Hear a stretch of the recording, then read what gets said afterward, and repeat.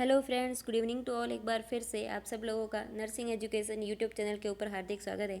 हम पढ़ रहे थे नॉर्थ सेट 2023 के लिए एनक्लेस रीच एंडोक्राइन सिस्टम पार्ट 6 के अंदर कुछ और इंपॉर्टेंट एमसीक्यू की बात करेंगे। इससे पहले हमने हाइपोथायरॉयडिज्म, हाइपरथायरॉयडिज्म और डायबिटीज़ मेलाइटस के कुछ इंपॉर्टेंट एमसीक्यू को सॉल्व किया था और वहीं से हम एमसीक्यू सेशन को कंटिन्यू करेंगे जहाँ से हमने ख़त्म किया था। और डायबिटीज़ मेलाइटस के कुछ और इंपॉर्टेंट एमसीक्यू की बात करेंगे। आप लोगों को लाइव सेशन के अंदर कंटिन्यू अपने जवाब देते रहना है और अपने नॉलेज को और मजबूत करना है। आज का हमारा फर्स्ट एमसीक्यू आपके सामने है। Assessment of the diabetic client for common complication should include examination of. एक पेशेंट डायबिटीज़ मेलाइटस का है, आपके पास आया और उसका आप एग्जामिनेशन कर रहे हो, तो कॉमनली किसका एग्जामिनेशन करते हो, ज़्यादा फोकस किस चीज़ पे करोगे, ये आपसे पूछा जा रहा है।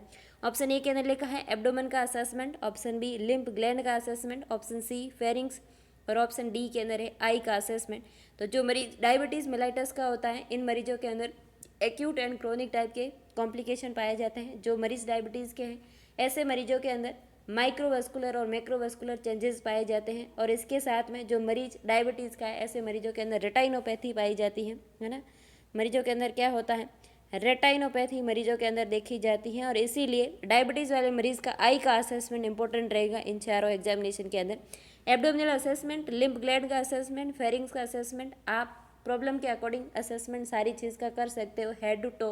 लेकिन इन सब के अंदर भी आपका फोकस किस पे जाना चाहिए कि जो अपनी आई है, आई की जो वेसल्स होती है, ब्लड सप्लाई होती है, वेसल्स बहुत माइक्रो वेसल्स होती हैं और हाई शुगर की वजह से वो वेसल्स जो होती है डैमेज होती है और उसकी वजह से मरीजों के अंदर क्या देखा जाता है, रेटाइनोपैथी देखी जाती है।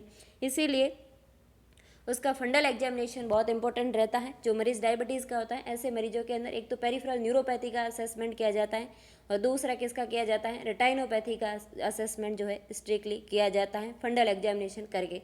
तो इसका आंसर क्या रहेगा, D. D is the correct answer. Next MCQ अपना, the client with type 1 diabetes mellitus is taught to take isophane insulin suspension NPH, Humulin N नाम से आता है मार्केट में, at 5 PM each day. The client should be instructed that the greatest risk of hypoglycaemia will occur at the about what time. ये जो insulin के type होते हैं, ये जो इंसुलिन के टाइप अपन एंडोक्राइन सिस्टम के अंदर पढ़ते हैं, ये डायबिटीज़ के अंदर सबसे ज़्यादा इंपॉर्टेंट है एग्जाम के पॉइंट ऑफ व्यू में। और इसके ऊपर मैं एक वीडियो जो है, इसके ऊपर शॉर्ट वीडियो ट्रिक के साथ में अपलोड कर लूँगी ताकि आप लोगों को एक ही बार में सारी चीज़ें याद हो जाए।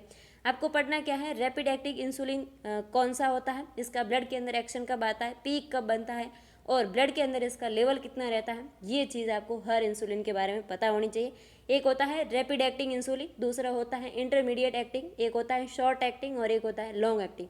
ये 4 कैटेगरीज रहती है इंसुलिन की और इनका कब कब ब्लड के अंदर लेवल बनता है और जब इसका पीक लेवल होगा उस टाइम मरीज़ के अंदर हाइपोग्लाइसीमिया होने के मैक्सिमम चांसेस रहते हैं। तो यही चीज़ एग्जाम के अंदर इस एमसीक्यू के अंदर आपसे पूछी गई है कि ये जो मरीज़ है एनपीएच ले रहा है, ये कैसा इंसुलिन है, इंटरमीडिएट एक्टिंग है, कैसा है, इंटरमीडिएट एक्टिंग का इंसुलिन है, ये इंटरमीडिएट एक्टिंग इंसुलिन है। और इस इंसुलिन का जो है ब्लड के अंदर लेवल बनने में 2 घंटे लग जाते हैं और इसका पीक लेवल बनता है 6 to 8 आवर के आसपास और इसका जो है मैक्सिमम ब्लड के अंदर लेवल बना हुआ रहता है 12 से लेकर 24 घंटे तक। तो ये चीज़ एक ट्रिक के साथ में मैं वीडियो अपलोड करूंगी और इसके इंसुलिन थेरेपी के साथ में आपको 2 फिनोमेना पढ़ना जरूरी है और वो एग्जाम के अंदर बहुत बार पूछे गए हैं। एक होता है सोमोगी फिनोमेना, दूसरा होता है डाउन फिनोमेना। सोमोगी फिनोमेना के अंदर इंसुलिन हाई रहता है, इसीलिए हाइपोग्लाइसेमिया फॉलोड बाय हाइपरग्लाइसेमिया रहता है। डाउन फिनोमेना के अंदर इंसुलिन डाउन रहता है, इसीलिए हाइपरग्लाइसेमिया होने के बाद में हाइपोग्लाइसेमिया होता है, वो बॉडी कंपनसेशन करती है। ये दोनों फिनोमेना को और इंसुलिन थेरेपी को मैं एक शॉर्ट ट्रिक के साथ में इस यूट्यूब के ऊपर अपलोड कर लूँगी ताकि आपको परमानेंट याद हो जाए। तो ये कैसा इंसुलिन है, एनपीएच इंटरमीडिएट एक्टिंग इंसुलिन है और इसका ब्लड के अंदर लेवल बनने में 2 घंटे लग जाते हैं। पीक लेवल इसका कब बनता है, 6 to 8 आवर पर। ब्लड के अंदर इसका लेवल कितना रहता है, कब तक रहता है, 12 घंटे से लगाकर 24 घंटे तक रहता है। ये 3 चीज़ें इसके बारे में आपको पता होनी चाहिए। अब ये मरीज हाइपोग्लाइसेमिया में कब जाएगा, जब इस इंसुलिन का पीक लेवल बनेगा उस टाइम मरीज के अंदर मैक्सिमम हाइपोग्लाइसेमिया होने के चांसेस हैं। ऑप्शन ए के अंदर लिखा है 11 AM shortly before lunch, option B के अंदर लिखा है 1 PM shortly after lunch, option C के अंदर लिखा है 6 PM शॉर्टली आफ्टर डिनर और ऑप्शन डी के अंदर लिखा है 1 AM वाइल स्लीपिंग। तो इसने इंसुलिन लिया कब है, 5 बजे, इवनिंग के टाइम 5 बजे लिया है। तो 6 से 8 घंटे बाद में इसका पीक लेवल बनेगा। तो 6 से 8 घंटे बाद वाला टाइम कौन सा होगा? रात का टाइम होगा 1 बजे वाला। और इस दौरान मरीज़ के अंदर मैक्सिमम हाइपोग्लाइसीमिया होने की रिस्क रहती है। अगर ऐसे मरीजों के अंदर जिनके अंदर एनपीएस जो है इंसुलिन चलता है, ऐसे मरीजों के अंदर मिडनाइट अगर हाइपोग्लाइसीमिया होता है, ऐसे सिम्टम आते हैं, तो ये चीज़ को ट्रीट करने के लिए डॉक्टर क्या करते हैं? डॉक्टर बोलते हैं कि आपने 5 बजे इंसुलिन लिया, फिर आपने 2 घंटे 15-20 मिनट बाद में खाना खा लिया, लेकिन रात को जब आप सोते हो 10-11 बजे आपको थोड़ा और स्नैक्स लेना है, ताकि जो आपका मिडनाइट का हाइपोग्लाइसेमिया है उसको प्रिवेंट किया जा सके। कई बार डोज एडजस्टमेंट करना पड़ता है, कई बार हाई डोज है जो कॉज करती है हाइपोग्लाइसेमिया, तो डॉक्टर जो है उसकी डोज़ को एडजस्ट करते हैं, डोज़ को कम कर देते हैं। और जो है मैक्सिमम जो इसके साथ में किया जाता है वो क्या किया जाता है? खाने का टाइम चेंज करके बोलते हैं डॉक्टर कि जब आप रात को 10-11 बजे सोते हो तब थोड़ा और कुछ खा के सोया करो, ताकि रात को 1 बजे आपको हाइपोग्लाइसेमिया नहीं हो। तो इसका आंसर क्या रहेगा? D is the correct answer. आप जितना ज़्यादा हर बीमारी के अंदर लोकल जाके समझने की कोशिश करेंगे तो वो चीज़ें आपके दिमाग के अंदर परमानेंट हो जाएगी। अगर आप सिर्फ थ्योरेटिकल पोर्शन पे और जो लैंग्वेज बुक के अंदर लिखी है वैसे ही याद करने की कोशिश करते हो तो वो चीज़ें आपको लॉन्ग टर्म याद नहीं रहती हैं और ऐसी चीज़ें रटी नहीं जाती है, क्योंकि अपना सिलेबस काफ़ी बड़ा है। रटना नहीं है, हर चीज़ को लॉजिकली याद रखना है और आउटकम बेस स्टडी करनी है। नेक्स्ट अपना जो एमसीक्यू है, a client with diabetes is talking insulin lispro injection, the nurse should advise the client to eat. ये जो लिस्प्रो इंजेक्शन है, ये अगर आपको पता हो तो ये कैसा इंसुलिन है? ये रैपिड एक्टिंग इंसुलिन है। कैसा है? रैपिड एक्टिंग इंसुलिन है और सबसे ज़्यादा फास्टली इसका इफेक्ट आता है।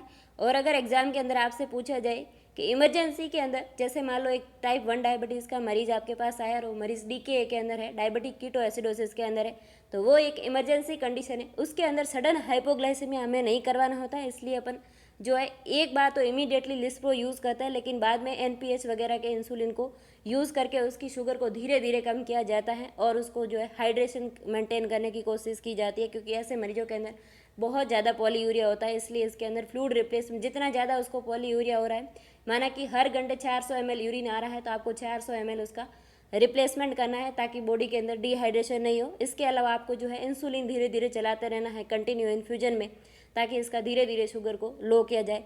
जब मरीज़ के अंदर 600 शुगर है, उसको सडन अगर आप 50 कर दोगे तो वो मरीज़ अनकॉन्शियस हो जाएगा।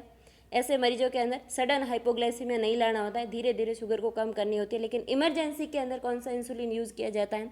तो आपको जवाब देना है रैपिड एक्टिंग जो इंसुलिन होता है, इसको लिस्प्रो को इमरजेंसी के अंदर यूज किया जाता है। और ये कैसा है? रैपिड एक्टिंग इंसुलिन है। इसका ब्लड के अंदर जो लेवल है, इंजेक्शन लगाने के 15 से 20 मिनट बाद में इसका एक्शन आ जाता है और 2 घंटे बाद में इसका पीक लेवल बन जाता है और 4 घंटे बाद में इसका जो है ब्लड के अंदर लेवल गायब हो जाता है। कि 15 से 20 मिनट के अंदर तो इसका एक्शन आ जाता है ब्लड के अंदर इंजेक्शन लगाने के बाद, 2 घंटे में इसका पीक लेवल बन जाएगा और 4 से 6 घंटे में, यानी कि 6 आवर के अंदर, अराउंड 6 आवर के अंदर इसका जो है ब्लड के अंदर लेवल गायब हो जाता है इंसुलिन का। इसको अपन बोलते हैं रैपिड एक्टिंग इंसुलिन। तो अब आपको इसका जवाब देना है कौन से मरीजों को, जो मरीज़ लिस्प्रो ले रहा है उस मरीज़ को खाना कब खाना है इंजेक्शन लगाने के बाद में, ऐसा आपसे पूछा जा रहा है। ऑप्शन ए के अंदर लिखा है within 10 to 15 minute after the injection. Option B के अंदर लिखा है 1 hour after the injection. Option C के अंदर लिखा है at any time because timing of meals with lispro injection is unnecessary.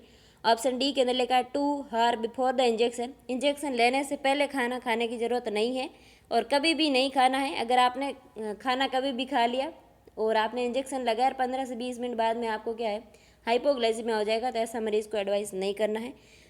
1 hour after injection नहीं खाना है। कब खाना है? इसका एक्शन 15 से 20 मिनट में आ जाता है, तो आपको इंजेक्शन लगाने के बाद में तुरंत खाना खा सकते हो 10 से 15 मिनट के अंदर। तो आपको जवाब क्या देना है? अगर आप लिस्प्रो इंजेक्शन ले रहे हो तो 10 से 15 मिनट के अंदर आपको खाना खा लेना है इंजेक्शन लगाने के बाद। तो ये इसका राइट आंसर क्या रहेगा? ए is the correct answer. Next MCQ, the best indicator that the client has learned how to give on insulin self injection correctly is when the client can। एक मरीज जो है इसने सीख लिया है कैसे इंजेक्शन सही लगाया जा सकता है। कौन से स्टेटमेंट से आपको लग रहा है या कौन से डेमोस्ट्रेशन से, यानी कि मरीज़ आपको करके बता रहा है जिससे आपको लग रहा है कि ये इंसुलिन खुद को लगाना सीख गया है, जो इंसुलिन शॉट खुद को देना होता है वो लगाना सीख गया है। तो ये कौन से स्टेटमेंट से आपको लग रहा है, ऐसा आपसे पूछा जा रहा है। ऑप्शन ए के अंदर लिखा है perform the procedure safely and correctly. Option B के अंदर लिखा है critique the nurse performance of the procedure. Option C के अंदर लिखा है explain all step of the procedure correctly.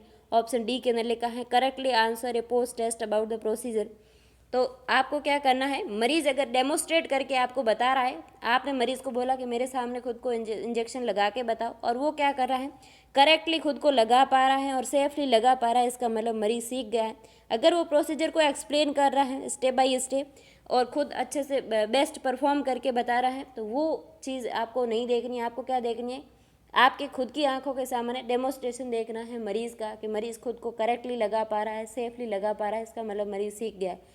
एक चीज़ होती है, जैसे मैंने अगर आपको वेंटिलेटर पढ़ाया तो आपने वेंटिलेटर को वैसा का वैसा रट लिया, और अब जब आप हॉस्पिटल आते हो और आपके सामने वेंटिलेटर है, अब और मैं आपको बोलती हूँ कि आप इसको एक्सपिरेटरी वॉल लगाओ, इंस्पिरेटरी वॉल लगाओ, वेंटी सर्किट लगाओ, कैथेटर माउंट लगाओ, है ना, HMA फिल्टर लगाओ, तो अगर उस टाइम आप लगा पाते हो, इसका मतलब आप सही सीख गए हो। लेकिन सिर्फ थ्योरेटिकल पोर्शन आपने रट रखा है कि वेंटिलेटर के अंदर ऐसे ऐसे सेटिंग होती है, ये होता है, ये मिनट वॉल्यूम होता है, ये VT होता है, ये VTE होता है, ये पीप प्रेशर होता है, तो वो सारी चीज़ें सिर्फ पढ़ने में और करने में फ़र्क होता है। इसीलिए आपको क्या करना है, मरीज़ के डेमोस्ट्रेशन को नोट करना है, ना कि उसके बताने की चीज़ों को नोट करना है, ना कि उसके एक्सप्लेनेशन को नोट करना है। तो इसका आंसर क्या रहेगा, ए इज़ द करेक्ट आंसर। और एनक्लेस के हर MCQ की यही खासियत होती है कि वो आपसे आपकी थ्योरी के साथ में प्रैक्टिकल को भी पूछ लेता है। तो इसका आंसर क्या रहेगा, ए is the correct answer. Next MCQ, angiotensin converting enzyme inhibitor may be prescribed for the client with diabetes mellitus to reduce vascular changes and possibly prevent और डिले डेवलपमेंट ऑफ। एक मरीज जो है डायबिटीज़ का, और ऐसे मरीज के अंदर एंजियोटेंसिन कन्वर्टिंग एंजाइम इनहिबिटर यानी कि ACE इनहिबिटर ड्रग लिखी है। कौन सी ड्रग, ACE इनहिबिटर ड्रग लिखी है, जो कैसी ड्रग है, एंटी हाइपरटेंसिव ड्रग है। कैसी है, एंटी हाइपरटेंसिव ड्रग होती है ये। और जिस मरीजों के अंदर हाइपरटेंशन होता है, ऐसे मरीजों के अंदर ACE इनहिबिटर ड्रग दी जाती है। इसका एग्जांपल है रेमिप्रिल, है ना, जो प्रिल जिसके पीछे लगता है वो ड्रग कैसी है, ACE इनहिबिटर।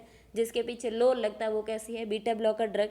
तो जिसके पीछे जो है डिपिन लगता है, जैसे एम्लोडिपिन, ये डिपिन वाली ड्रग कैसी होती है, कैल्शियम चैनल ब्लॉकर ड्रग होती है। ये सारी कैटेगरी किसकी होती है, एंटी हाइपरटेंसिव ड्रग की होती है। तो ये जो ACE इनहिबिटर है, ये ड्रग कैसी है, एंटी हाइपरटेंसिव है। और इसको किसको दी जा रही है, डायबिटीज़ वाले मरीज को दी जा रही है। और किसको प्रिवेंट करने के लिए दिया जा रहा है, ऐसा आपसे पूछा जा रहा है। ऑप्शन ए के अंदर लिखा है COPD, ऑप्शन बी के अंदर लिखा है पैनक्रेटिक कैंसर, ऑप्शन सी के अंदर लिखा है रीनल फेलियर, ऑप्शन डी के अंदर लिखा है CVA सेरिब्रोवास्कुलर एक्सीडेंट। तो COPD का, पैनक्रेटिक कैंसर का इस ड्रग से कोई कनेक्शन नहीं है। कैंसर का प्रिवेंशन कभी भी ACE इनहिबिटर ड्रग से नहीं होता है। और लंग डिजीज़ का इसके साथ में कोई कनेक्शन नहीं है। बीटा ब्लॉकर ड्रग का फिर भी इसके साथ कनेक्शन हो सकता है, लेकिन ACE इनहिबिटर ड्रग का इसके साथ में कोई कनेक्शन नहीं होता है। ये किसके लिए दी जा रही है, रीनल फेलियर को प्रिवेंट करने के लिए दी जा रही है। इसका रीजन क्या है, आपने ये जब MCQ पढ़ा है तो आपके दिमाग में ये चीज़ आई होगी कि मरीज़ के अंदर CVA को प्रिवेंट करने के लिए दी जाती होगी, क्योंकि सेरिब्रोवास्कुलर एक्सीडेंट जो है ये किससे होता है, जब बॉडी के अंदर एथ्रोस्क्लेरोटिक चेंजेस आते हैं, यानी कि आपकी बॉडी के अंदर कोलेस्ट्रॉल बढ़ रहा है और उस कोलेस्ट्रॉल का प्लग अगर आपके ब्रेन ब्लड वेसल्स के अंदर कहीं बन गया तो आपको ब्रेन के अंदर स्ट्रोक आ सकता है, CVA हो सकता है, सेरिब्रोवास्कुलर एक्सीडेंट हो सकता है। लेकिन अगर आपको हाइपरटेंशन है तो इसकी वजह से CVA होने के चांसेस कम है। लेकिन उससे पहले कौन खराब हो जाएगी, किडनी खराब हो जाएगी। हाई प्रेशर के साथ में अगर ब्लड फ्लो जाता है किडनी के पास में, तो वो ब्लड जो है ज़्यादा देर तक वहाँ उस दीवार तक टकराता नहीं है, रुकता नहीं है। जैसे मान लो ये रीनल वेसस है और ये हाई प्रेशर के साथ में स्पीड से अगर ब्लड जा रहा है आ रहा है, तो वहाँ पे प्रॉपर एक्सचेंज नहीं होता है, और ऐसी कंडीशन में रीनल ब्लड फ्लो डिक्रीज हो जाता है और रीनल फेलियर में मरीज जा सकता है, या उसके अंदर जो है रीनल चेंजेस देखे जाएंगे। इसीलिए जो मरीज़ हाइपरटेंशन का होता है, जो मरीज़ डायबिटीज़ का है, ऐसे मरीजों के अंदर ACE इनहिबिटर दी जाती है, इसीलिए जो मरीज़ के अंदर रीनल फेलियर को प्रिवेंट कर सके। और जब बॉडी के अंदर कोलेस्ट्रॉल, अगर मरीज़ डायबिटीज़ का है उसकी बॉडी के अंदर अगर कोलेस्ट्रॉल बढ़ रहा है तो उसके अंदर अपन कोलेस्ट्रॉल लोअरिंग ड्रग देते हैं, जैसे एटोरवास्टेटिन है, जिस ड्रग के पीछे स्टेटिन वर्ड लगता है। फार्माकोलॉजी अगर आपने पढ़ी, जिस वर्ड के पीछे स्टेटिन लगता है वो ड्रग कैसी होती है, कोलेस्ट्रॉल लोअरिंग होती है।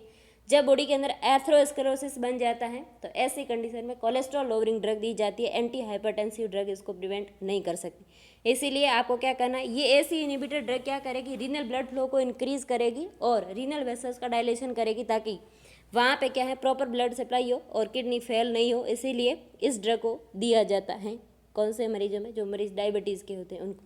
इसका आंसर क्या रहेगा, C is the correct answer.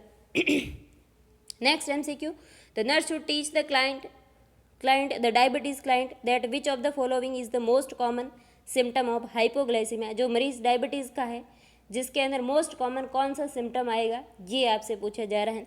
जब मरीज़ के अंदर हाइपोग्लाइसीमिया होगा और वो मरीज़ डायबिटीज़ का है तो हाइपोग्लाइसीमिया का मोस्ट कॉमन सिम्टम आपसे पूछा है। ऑप्शन ए के अंदर लिखा है नर्वसनेस, ऑप्शन बी के अंदर लिखा है एनोरेक्सिया, ऑप्शन सी के अंदर लिखा है कोसोमोल रेस्पिरेशन और ऑप्शन डी के अंदर लिखा है ब्रेडिकार्डिया। तो मरीज हाइपोग्लाइसीमिया में जाता है तब मरीज के अंदर क्या होता है, टैकीकार्डिया होता है। क्या होता है, टैकीकार्डिया होता है। और कोसोमोल रेस्पिरेशन किसके अंदर होता है, डीके में, डायबिटिक कीटोएसिडोसिस के अंदर होता है, जब शुगर बहुत ज़्यादा होती है तब। तो ये हाइपोग्लाइसीमिया के अंदर नहीं होगा। एनोरेक्सिया मरीज़ के अंदर नहीं होगा। जब मरीज़ के अंदर हाइपोग्लाइसीमिया होता है तो उसको जो है बहुत ज़्यादा भूख लगती है, बहुत ज़्यादा प्यास लगती है, ऐसी कंडीशन होती है, तो एनोरेक्सिया मरीज़ के अंदर नहीं होगा। तो मरीज़ के अंदर क्या होगा, नर्वसनेस देखी जाएगी। मरीज़ के अंदर क्या देखी जाएगी, नर्वसनेस। मैंने आपको पहले ही बताया था कि ग्लूकोज और ऑक्सीजन के प्रति सबसे ज़्यादा सेंसिटिव सेल कौन सी होती है, ब्रेन सेल होती है, न्यूरॉन सेल होती है। और न्यूरॉन सेल जो होती है वो सबसे पहले गड़बड़ाएगी और मरीज़ कैसा होगा, कन्फ्यूजन होगा, इरिटेशन होगी, उसको पाल्पिटेशन होगा, स्वेटिंग होगी बहुत ज़्यादा और नर्वसनेस होगी, अनकॉन्शियस हो जाता है मरीज़। तो पहला सिम्टम क्या आएगा, मरीज़ के अंदर नर्वसनेस होगी। A is the correct answer. Next MCQ अपना, the nurse is assessing the client use of medication, which of the following medication में cause a complication with the treatment plan of the plan client with the diabetes. मरीज जो है किसका है, diabetes का है, और उसके अंदर कौन सी ड्रग दी तो ज़्यादा कॉम्प्लिकेशन हो सकता है, ऐसा आपसे बोला जा रहा है। ऑप्शन ए लिखा है aspirin, option B steroid, option C के अंदर सल्फोनाइल यूरिया, ऑप्शन डी के अंदर ACE inhibitor. ACE inhibitor diabetes के अंदर दी जा सकती है अगर मरीज हाइपरटेंशन का है तो। सल्फोनाइल यूरिया जो है ये क्या है, OH ड्रग है, ओरल हाइपोग्लाइसेमिक एजेंट होते हैं ये, तो ये तो डायबिटीज़ का ट्रीटमेंट है। एस्प्रिन का जो है ग्लूकोज के मेटाबॉलिज्म पे कोई इफेक्ट नहीं होता है, लेकिन जो स्टीरॉयड होते हैं नॉर्मली अपनी बॉडी के अंदर आपकी जो एड्रिनल ग्लैंड होती है वो साल्ट, शुगर और सेक्स हार्मोन को बनाती है। तो ये जो शुगर होते हैं, ये क्या साल्ट जो हार्मोन होते हैं, साल्ट शुगर वाले हार्मोन, ये क्या करते हैं आपकी बॉडी के अंदर हाइपरग्लाइसीमिया करते हैं। और स्टीरॉयड भी बॉडी के अंदर क्या करवाता है, हाइपरग्लाइसीमिया करवाता है।